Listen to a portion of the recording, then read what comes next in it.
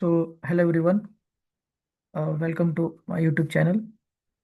तर आपली प्रोग्रामिंग लँग्वेजची मराठीमध्ये सिरीज चालू आहे. सायमल्टेनियसली आपण दोन प्रोग्रामिंग लँग्वेज इथे कव्हर करत आहोत. First one Python programming and second one C++ programming. नाव आजचं जे आपलं लेक्चर असणार आहे ते C++ प्रोग्रामिंगवरती असणार आहे. आपण C++ प्रोग्रामिंगमधील सर्व बेसिक कॉन्सेप्ट इथे संपवलेले आहेत. ॲरे आणि पॉइंटर हे आपलं प्रिव्हियस लेक्चरला झालेलं आहे. सो करंटली आपला जो आजचा पॉईंट असणार आहे त्या पॉईंटचं नाव आहे class concept in C++. Class concept in C++. Okay. तर क्लास कॉन्सेप्ट काय आहे, कसं काम करतं हे आपण आज बघणार आहोत. So what is class? Class केव्हा वापरायचा? ज्यावेळी मला डेटा सेपरेट करायचा आहे किंवा मॉड्युलर प्रोग्रामिंग करायचं आहे, त्यावेळी आपण काय यूज करत असतो? क्लास कॉन्सेप्ट यूज करत असतो. सो फॉर एक्झाम्पल, एखादं ॲप्लिकेशन डेव्हलपमेंट करताना जर मी विदाऊट क्लास ॲप्लिकेशन डेव्हलप केलं तर ते टाइम कन्झ्युमिंग आहे किंवा कॉम्प्लेक्सिटी वाढवते. तर क्लास काय करते? डेटा सेपरेट करण्याचं काम करते. सेपरेटली आपण वेगवेगळे सेक्शन बनवू शकतो आपल्या ॲप्लिकेशनचे आणि वेगवेगळ्या सेक्शनमध्ये त्याच्या संबंधित डेटा लिहू शकतो. फॉर एक्झाम्पल, इथे आपण जर घेतलं, मला जर एखादं जर बँकिंगचं ॲप्लिकेशन बनवायचं असेल, for example application of banking, बँकिंगचं ॲप्लिकेशन बनवायचं असेल तर मला जनरली इथे वेगवेगळ्या बँकेमध्ये डिपार्टमेंट्स असतात. फॉर एक्झाम्पल अकाउंट डिपार्टमेंट असेल, त्यानंतर अकाउंट डिपार्टमेंट नंतर लोन डिपार्टमेंट असेल, त्यानंतर इन्शुरन्स डिपार्टमेंट असेल. ठीक आहे. तर हे वेगवेगळे डिपार्टमेंट्स बँकिंगमध्ये वर्क वर्क करतात. सो आता जर मला हे सेपरेटली कोड करायचं असेल तर मला अकाउंटचा वेगळा क्लास बनवावा लागेल. जर मी क्लास कॉन्सेप्ट वापरतोय तर मी इथे अकाउंटचा वेगळा क्लास बनवेन, लोनचा वेगळा क्लास बनवेन आणि इन्शुरन्सचा वेगळा क्लास बनवेन. जनरली क्लास फक्त एकच काम करते, डेटा प्रोसेस करण्याचं. मग अकाउंट नावाचा जर मी क्लास बनवला तर अकाउंट नावाच्या क्लासमध्ये कोणता डेटा असणार आहे? Related to account. लोनच्या क्लासमध्ये लोनचा डेटा असणार आहे आणि इन्शुरन्सच्या क्लासमध्ये इन्शुरन्सचा डेटा सेपरेटली असणार आहे. सो आता तीन क्लास बनवलेत. हे तीन क्लास मी तीन वेगवेगळ्या प्रकारचे डेटा प्रोसेस करण्यासाठी वापरतोय. ओके. सो आता हा डेटा प्रोसेस करण्यासाठी आपण तीन वेगळे क्लास बनवलेले आहेत. तर सेपरेटली डेफिनेशन सेपरेटली क्लासची लिहिल्यानंतर तुम्हाला इझिली हे समजून जाईल. तर आता याच्यानंतर हे झालं क्लासचं. Then what is the definition of class? कशी आपण डेफिनेशन करू शकतो क्लासची? तर class is a user defined data type. Class is a user defined data type. User defined data type. It consists of it consists of it consists of data member, data member, member function, and access specifier. Access specifier. Okay. So बघा आता एक simple पद्धतीने आपण इथे definition केलेली आहे क्लासची. Class आपण डेटा प्रोसेस करण्यासाठी वापरतो हे आपण सुरुवातीला सांगितलेलं आहे. आता यामध्ये आपल्याला बघायचं की डेफिनेशन काय सांगते. Class is a user defined data type. Class काय आहे? एक प्रकारचा युजर डिफाइन्ड डेटा टाइप आहे. It consist of data member, member function and access specifier. So पहिल्यांदा तीन घटक यांनी दिलेले आहेत. या तीन घटकांनी मिळून आपला क्लास तयार झालेला आहे. पहिला घटक म्हणजे डेटा मेंबर आहे, दुसरा घटक तुमचा मेंबर फंक्शन आहे आणि तिसरा घटक आहे ॲक्सेस स्पेसिफायर. हे तिघं एकत्र आल्यानंतर काय तयार झालाय? क्लास तयार झालाय. आणि ह्या डेटा प्रोसेस करण्यासाठी तिघांची गरज असते. डेटा मेंबर, मेंबर फंक्शन आणि ॲक्सेस स्पेसिफायर अशा तिन्ही गोष्टींची गरज आपल्याला भासते. सो आता इथे आपण बघूया की कशा पद्धतीने हे तीन घटक काय आहेत. डेटा मेंबर काय आहे, मेंबर फंक्शन काय आहे आणि ॲक्सेस स्पेसिफायर काय आहे. सो सर्वात पहिल्यांदा डेटा मेंबर बघूया. Data member. आता डेटा मेंबर म्हणजे काय असतं की जनरली हे व्हेरिएबल्स असतात जे आपण रेग्युलर प्रोग्राम करताना व्हेरिएबल्स वापरतो. व्हेरिएबलचं सिंटॅक्स काय आहे? Data type space variable name ending with semicolon. तर जनरली जे आउट ऑफ क्लास म्हणजे जे क्लास न वापरता आपण जे रेग्युलरली व्हेरिएबल बनवतो तेच व्हेरिएबल जर मी क्लासमध्ये डिक्लेअर केले तर त्याला नाव दिलं जातं डेटा मेंबर. डेटा मेंबर हे एक प्रकारचे व्हेरिएबल्स आहेत. जनरली आपण ऑपरेशन परफॉर्म करण्यासाठी वापरतो. Nothing but variables. Nothing but variables. But variables. Okay. हे काय आहेत? व्हेरिएबल्स आहेत. सो आता हे झालं डेटा मेंबर. दुसरा घटक आहे member function. Member function. Member function. तर आता मेंबर फंक्शन म्हणजे काय असतं की मेंबर फंक्शन म्हणजे डेटा प्रोसेस करण्यासाठी आपल्याला लागणारं जे माध्यम आहे त्याला आपण काय म्हणतोय, मेंबर फंक्शन म्हणतोय. मेंबर फंक्शन आपण एकापेक्षा अनेक घेऊ शकतो एका क्लासमध्ये. मेंबर फंक्शन काय करतं की तुम्हाला व्हेरिएबल तुम्ही डिक्लेअर केलेले आहे ते व्हेरिएबल राईट रीड करणं, त्याच्यामध्ये लॉजिक वापरणं, त्याच्यानंतर रिझल्ट डिस्प्ले करणं, ह्या सगळ्या गोष्टी मेंबर फंक्शन करत असतं. थोडक्यात ॲक्च्युअल डेटा प्रोसेसिंग कुठं होतं, मेंबर फंक्शनमध्ये होतं. डेटा मेंबरमध्ये आपण फक्त काय करतो, व्हेरिएबल डिक्लेअर करतो. व्हेरिएबल डिक्लेअर करणं म्हणजेच डेटा मेंबर आहे, ठीक आहे. पण ते जेव्हा मी नॉर्मल व्हेरिएबल डिक्लेअर करतो त्यावेळी ते व्हेरिएबल आहेत. पण तेच व्हेरिएबल जर मी क्लासमध्ये ॲड केले, क्लासमध्ये पाठवले, तर ते झाले डेटा मेंबर. म्हणजे ॲक्च्युली दोन्ही सेमच आहेत. मेंबर फंक्शन काय करतं, ॲक्च्युअलमध्ये to process data, to process data, ठीक आहे, to process data, data process करण्यासाठी आपल्याला मदत करतं. त्यानंतर तिसरा जो घटक आहे त्याला आपण ॲक्सेस स्पेसिफायर असं म्हणतोय. काय म्हणतोय, ॲक्सेस स्पेसिफायर. आता ॲक्सेस स्पेसिफायरला दुसरं एक नाव आहे, विजिबिलिटी मोड सुद्धा आपण त्याला म्हणतोय. त्याला काय म्हणतोय, विजिबिलिटी मोड. ओके, विजिबिलिटी मोड, ठीक आहे. तर आता विजिबिलिटी मोड म्हणजे काय बघूया. पहिले दोन घटक आपण बघितलेले आहेत. तर विजिबिलिटी मोड म्हणजे माझ्या क्लासमधला डेटा मला सिक्युअर ठेवण्यासाठी आपण विजिबिलिटी मोड वापरत असतो. त्याचे टोटल 3 प्रकार पडतात. पहिला मोड आहे पब्लिक, दुसरा प्रायव्हेट आणि तिसरा प्रोटेक्टेड. ओके, सो पहिला विजिबिलिटी मोड आहे पब्लिक, पब्लिक. दुसरा आहे अ, दुसरा आहे प्रायव्हेट आणि तिसरा आहे प्रोटेक्टेड. ओके, तिसरा आहे प्रोटेक्टेड.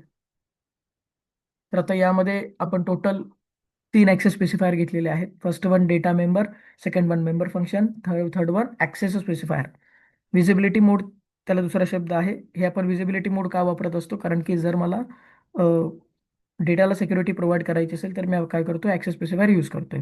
3 प्रकारचे असतात, पब्लिक, प्रायव्हेट आणि प्रोटेक्टेड. पब्लिक म्हणजे क्लासमधला डेटा आपण इझिली कुठेही ॲक्सेस करू शकतो, त्याला आपण पब्लिक असं म्हणतो, ठीक आहे. तर हे जे ॲक्सेस स्पेसिफायर आहेत हे सेपरेटली आपण पब्लिक काय असतं, प्रायव्हेट काय असतं, प्रोटेक्टेड काय असतं, प्रॅक्टिकली बघणार आहोत. त्याच्याबद्दल काळजी करू नका. आजच्या लेक्चरमध्ये फक्त एवढं समजून घ्या की क्लास काय असतो आणि क्लास किती घटकांनी बनलेला आहे. क्लास म्हणजे काय असतं, क्लास म्हणजे एक डेटा प्रोसेस करण्याचं माध्यम आहे. क्लासचा वापर करून आपण डेटा प्रोसेस करतो आणि क्लासमध्ये 3 महत्त्वाचे घटक असतात. ते 3 घटक मिळून क्लास तयार झालेला आहे.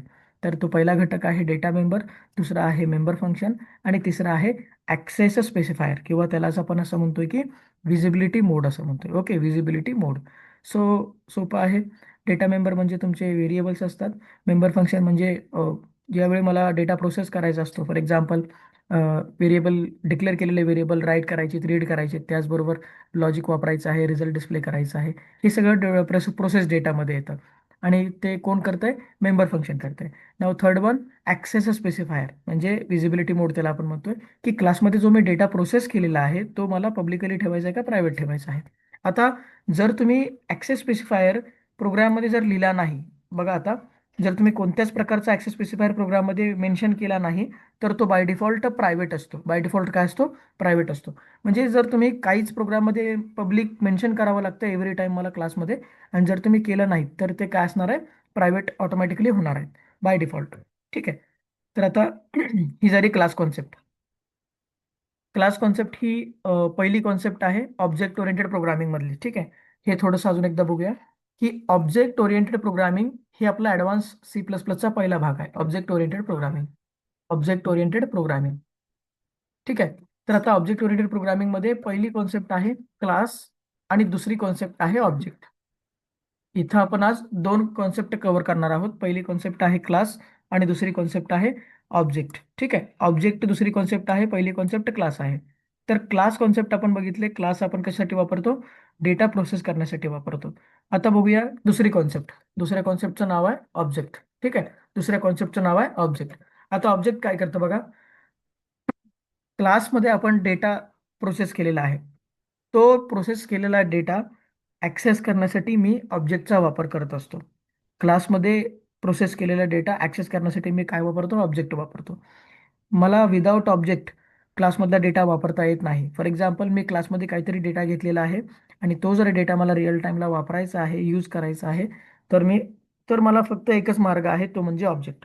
आणि ऑब्जेक्टसुद्धा एकच काम करतं, to access the class data, to access the class data. कितीही तुमचा डेटा असू द्या क्लासमधला, तो विदाउट ऑब्जेक्ट ॲक्सेस करता येत नाही. क्लास फक्त काय करेल, तुम्हाला डेटा प्रोसेस करून देईल. मात्र डेटा ते प्रोसेस केलेला जो डेटा आहे तो मला ॲक्सेस करण्यासाठी ऑब्जेक्ट नावाचा कॉन्सेप्ट वापरावा लागेल.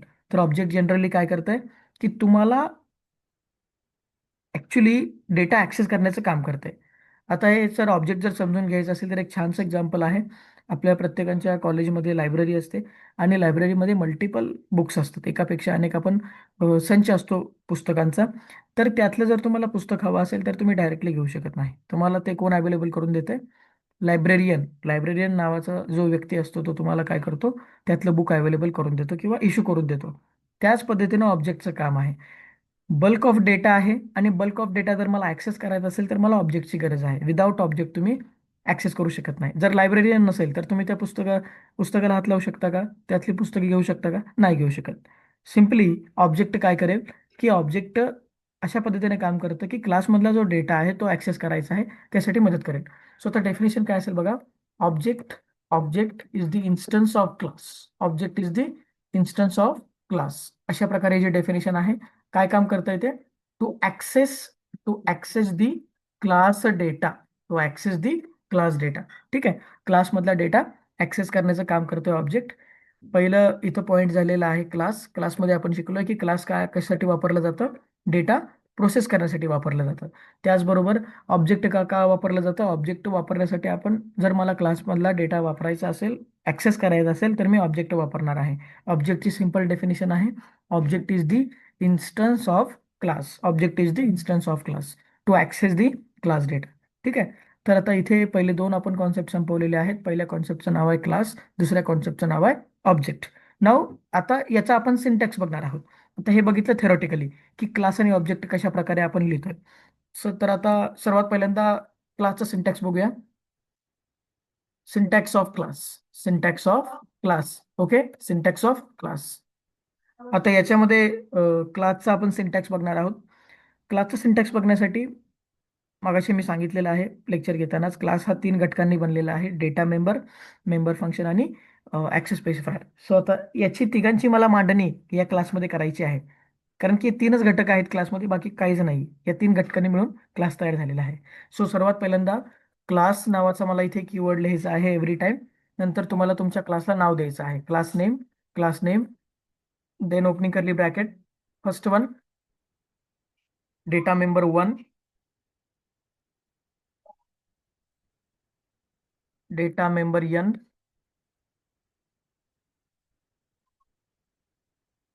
access specifier, access specifier, member function, member function, member function, member function 1, member function 1, then member function n, member function n, member function n. Okay. So आता इथे बघा. आता इथे मी क्लासचा सिंटॅक्स लिहिलेला आहे. तर क्लासच्या सिंटॅक्समध्ये मला सर्वात पहिल्यांदा लक्षात घ्यायचं आहे की याच्यामध्ये 3 घटक आहेत. डेटा मेंबर आहे, मेंबर फंक्शन आहे आणि ॲक्सेस स्पेसिफायर आहे. तर सर्वात पहिल्यांदा मी काय लिहिले बघा. Data member 1 up to data member n. Data member 1 म्हणजे काय? इथं मी एकापेक्षा अनेक व्हेरिएबल्स घेऊ शकतो. डेटा मेंबर 1 म्हणजे एक व्हेरिएबल. ओके. सो इथे एकापेक्षा अनेक मी डेटा मेंबर घेऊ शकतो. डेटा मेंबर म्हणजेच तुमचे काय असतात? व्हेरिएबल्स असतात. जे मी क्लासच्या बाहेर व्हेरिएबल वापरतो प्रोग्रामसाठी, तेच व्हेरिएबल ज्यावेळी क्लासच्या आतमध्ये येतात तेव्हा ते होतात डेटा मेंबर. पुढचं आहे ॲक्सेस स्पेसिफायर. ॲक्सेस स्पेसिफायरमध्ये मला काय मेन्शन करायचं आहे की त्याचा मोड मेन्शन करायचा आहे. ते पब्लिक आहे, डेटा प्रायव्हेट आहे का प्रोटेक्टेड आहे. देन शेवटी member function 1 up to member function n. म्हणजे इथं मी एकापेक्षा अनेक मेंबर फंक्शन वापरू शकतो. याचा उपयोग आपण डेटा प्रोसेस करण्यासाठी करतो. सो आता इथे सगळ्यात महत्त्वाचं ॲक्सेस स्पेसिफायर नंतर मी इथे कोलन दिलेला आहे. हे तुम्हाला लक्षात ठेवायचं आहे. तो सिमॅन्टिकचा भाग आहे, सिंटॅक्सचा भाग आहे. सर्वात पहिल्यांदा मी लिहिलं class and your class name. क्लासचं नाव काही असू शकतं. फॉर एक्झाम्पल मी क्लास बनवला, स्टुडंट नावाचा क्लास बनवला आणि स्टुडंट नावाच्या क्लासमध्ये मला स्टुडंट संबंधित डेटा फिलअप करावा लागेल. स्टुडंट संबंधित डेटा मला प्रोसेस करावा लागेल. तर क्लासचं नाव जर समजा मी स्टुडंट दिलं असेल तर इथे इंटिजर रोल नंबर अशा प्रकारे डेटा असणार आहे. ॲक्सेस स्पेसिफायर पब्लिक असेल आणि मेंबर फंक्शन असणार आहे. ठीक आहे. तर याचं एक एक्झाम्पल आपण बघूया. Example of class. Example of class. Example of class. तर सर्वात पहिल्यांदा क्लास लिहायचं असतं. क्लास आपण लिहितो. क्लास नावाचा कीवर्ड लिहितो. Then class name. Class name आपला आहे स्टुडंट. ठीक आहे. Student is the class name. सोपं एकदम. क्लासला नाव दिलं स्टुडंट. आता जर मी क्लासला नाव दिलं असेल स्टुडंट, तर स्टुडंटच्या संबंधित त्यामध्ये डेटा पाहिजे. पण डेटा लिहिताना तीन फॉर्मॅट फिक्स आहेत आपले. First one mention data member, second one mention access specifier, and third one mention member function. Okay. So first one integer roll number. ठीक आहे. इथे मी एक डेटा मेंबर घेतलंय. त्या डेटा मेंबरचं नाव आहे रोल नंबर. ठीक आहे. इंट रोल म्हणजे जनरली हे व्हेरिएबलच आहे. Data type variable name ending with semicolon. Data type integer आहे, व्हेरिएबल नेम रोल आहे आणि एंडिंग विथ सेमिकोलॉन. अशा पद्धतीने असणार आहे. Then access specifier. इथं मी ऍक्सेस स्पेसिफायर घेतला पब्लिक. पब्लिक घेतलेला आहे आणि पब्लिक घेतल्यानंतर इथं शेवटी काय दिलंय, कोलन दिलाय. आता कोलन दिल्यानंतर मेंबर फंक्शन आपण एकापेक्षा अनेक वापरू शकतो.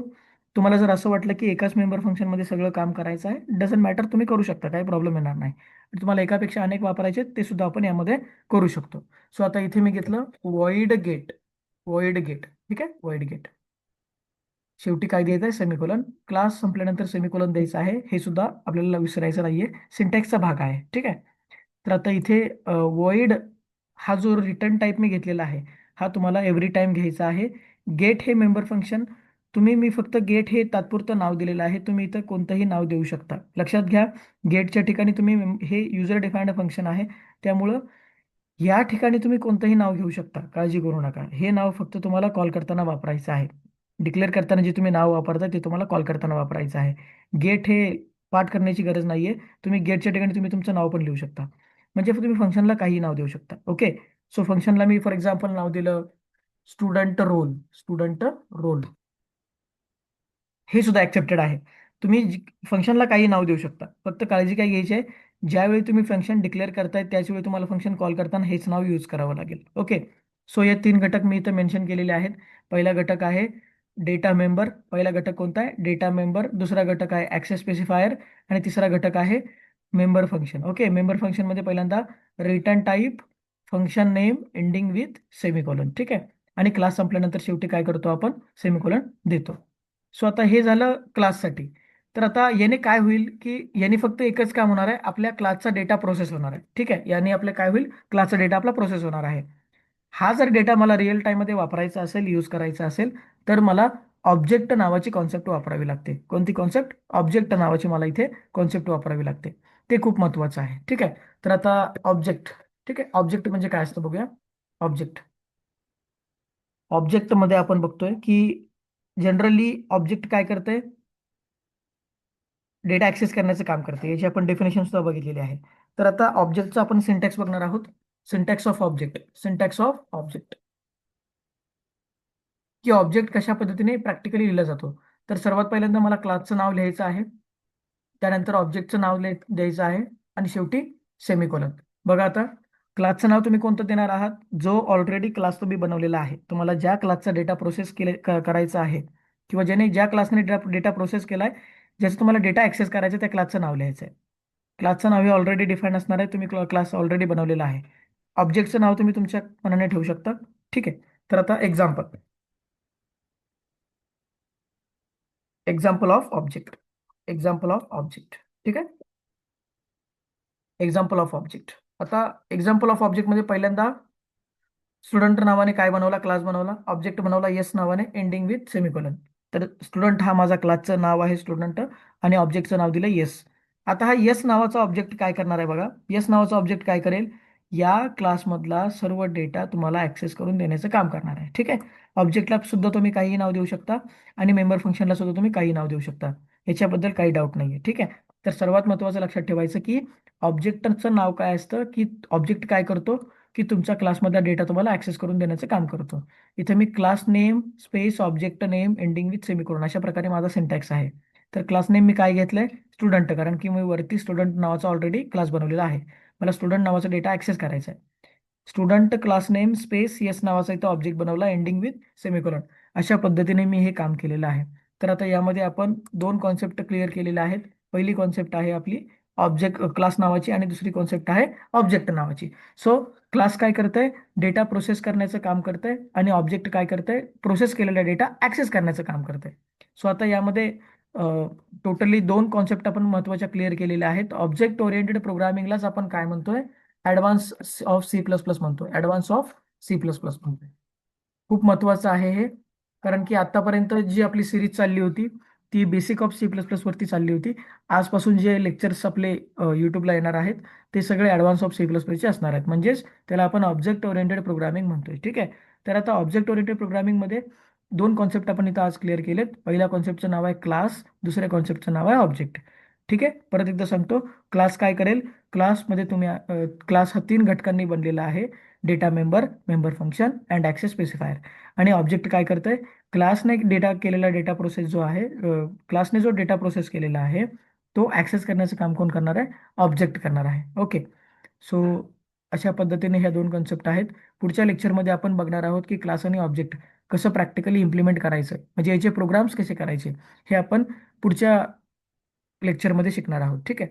तर व्हिडिओ आवडला असेल तर नक्कीच लाईक करा आणि जे आपले कम्प्युटर सायन्स किंवा IT क्षेत्रामध्ये शिकणारे विद्यार्थी आहेत त्यांना शेअर करा. कारण की ही जी प्रोग्रामिंगची सिरीज आहे ती पूर्णपणे मराठीमध्ये आहे. त्याचबरोबर भविष्यामध्ये नक्कीच आपण एक चांगले फ्रेमवर्क्स म्हणा किंवा लायब्ररीज म्हणा त्याच्यावरती लेक्चर बनवणार आहोत, ज्याचा फायदा सर्वांना होऊ शकतो. ओके. थँक्यू.